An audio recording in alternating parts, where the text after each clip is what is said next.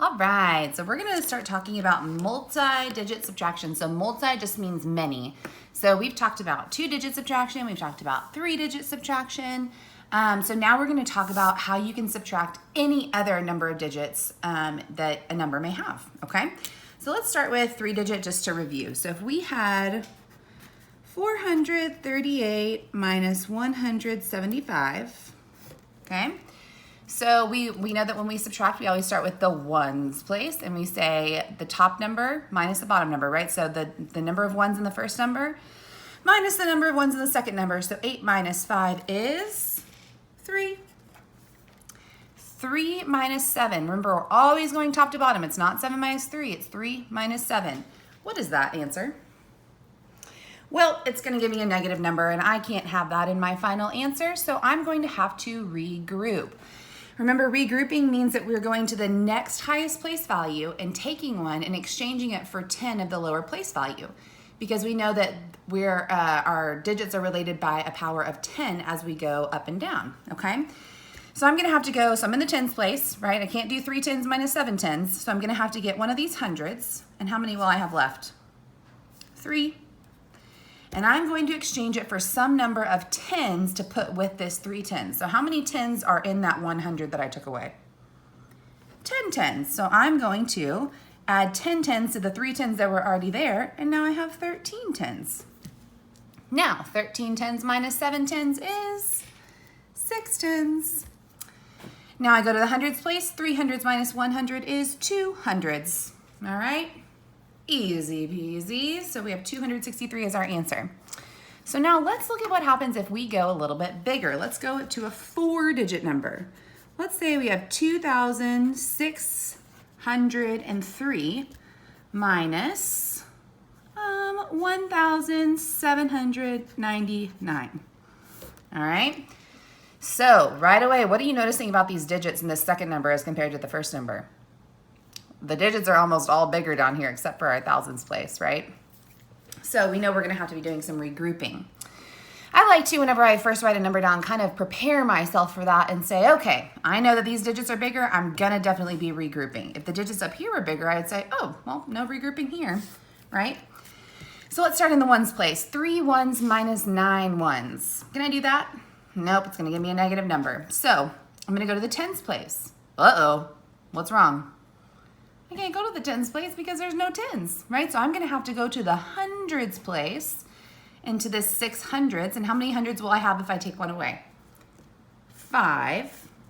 Now, am I just gonna pass down 10 ones down here? No, because that 100 is equal to 100 ones, right? And I can't have 103 minus 9 right here. That would be really silly. That would be not reasonable and wouldn't make a lot of sense. So I'm gonna have to pass those 100, I'm gonna change that 100 into tens and then take a 10 and pass it down and make 10 ones, okay? So I took 100 and that's gonna give me 10 tens for the tens place, right? And so now I'm gonna have to go to the ones place. I'm gonna have to take one of those tens to give to the ones place, right? So how many tens would I have if I took one away? 9. And then I'm gonna have 13 ones in the ones place now.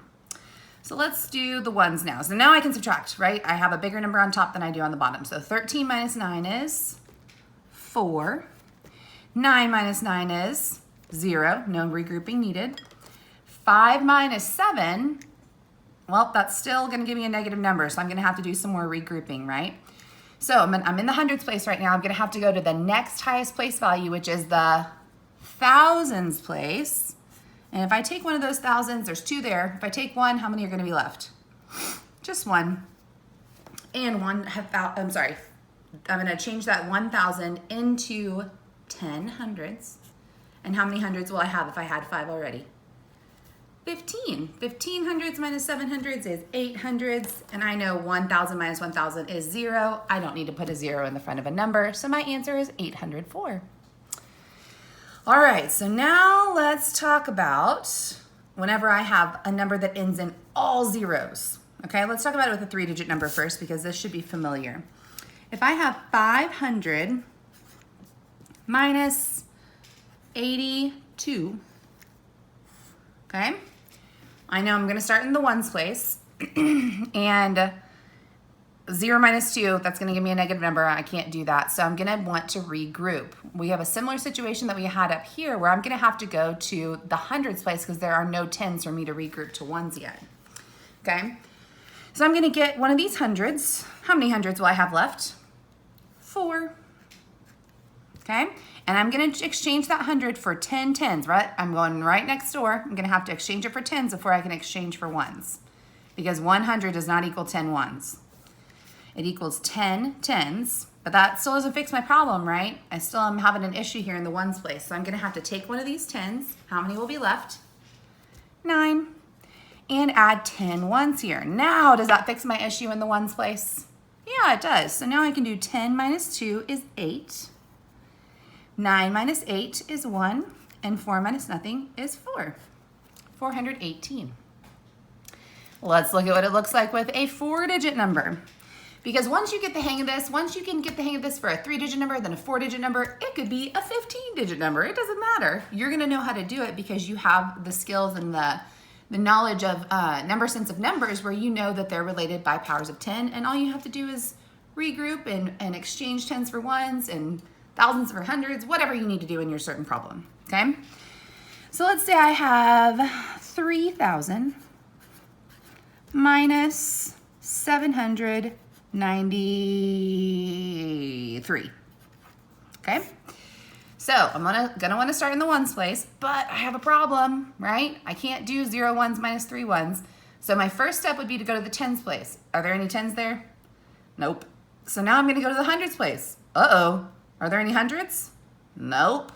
So now I have to go to the thousands place. Do I have any thousands to regroup with? Yes, I do. So I'm gonna take 1,000. How many thousands will be left? 2. Now, am I going to go straight down here and say 10 ones? Nope, I got to pass down, right? I got to exchange that for hundreds, and then 100 for tens, and then a 10 for ones, right? So 1,000 equals how many hundreds? 10 hundreds. Does that fix my problem down here? Nope, got to keep going. So I need to regroup. I need to get one of these hundreds and exchange it for 10 tens. So if I take 100, how many hundreds are left? 9 hundreds, and that equals how much? So 100 equals how many tens? 10 tens. Now, does that fix my problem?